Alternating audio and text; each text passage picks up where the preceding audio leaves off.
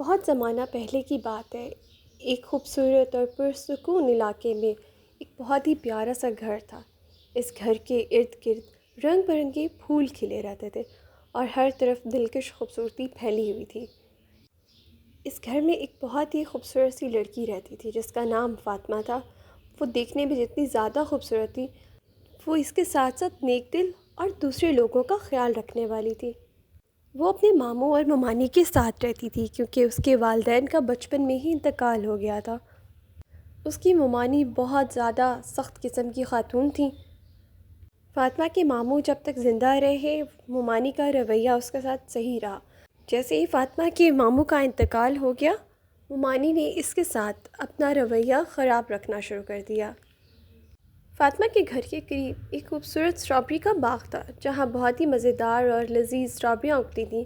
فاطمہ کو اس باغ سے بہت زیادہ لگاؤ تھا کیونکہ وہ اپنے ماموں کے ساتھ اس باغ کی دیکھ بھال کرتی تھی، لیکن جب ماموں کا انتقال ہو گیا تو وہ اکیلے پودوں کا خیال رکھتی اور ان کی خوشبو سے خوش ہو جاتی۔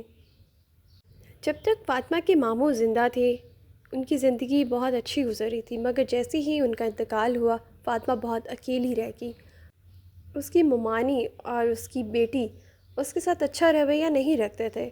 اس کا کمرہ بھی انہوں نے چھین لیا، اسے چھوٹے سے کمرے میں منتقل کر دیا۔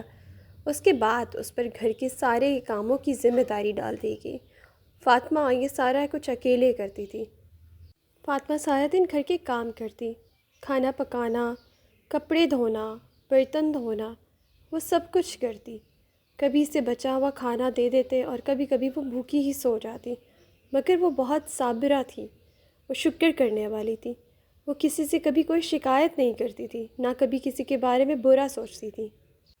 یہی اس کی بہت بڑی خوبی تھی جو اسے دوسروں سے الگ کرتی تھی۔ ستیلی ممانی بہت زیادہ لالچی تھی۔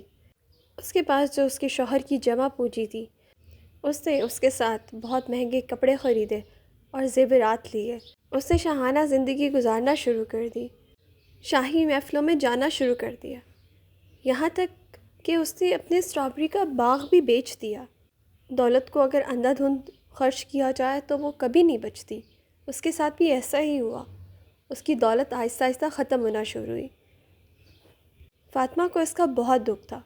وہ اسٹرابری کے باغ سے بہت زیادہ لگاؤ رکھتی تھی۔ اس نے اس کی اپنے ماموں کے ساتھ بہت زیادہ دیکھ بھال کی تھی اور اس کا خیال رکھا تھا۔ اسی وجہ سے وہ اداس رہنے لگی۔ جلد ہی سارا پیسہ ختم ہو گیا اور ان پر قرض بڑھتا گیا۔ ان کو اپنا گھر بھی بیچنا پڑ گیا۔ آخر کار وہ ایک جنگل میں جا کر ایک چھوٹی سی جھونپڑی میں رہنے لگیں۔ اس جنگل میں فاطمہ کی زندگی اور زیادہ مشکل ہو گئی۔ اس کو شدید سردی میں باہر بیٹھ کر اپنے سارے کام کرنے پڑتے تھے، جیسے کہ برتن دھونا، کپڑے دھونا، آگ جلانے کے لیے جنگل سے لکڑیاں توڑ کر لانا۔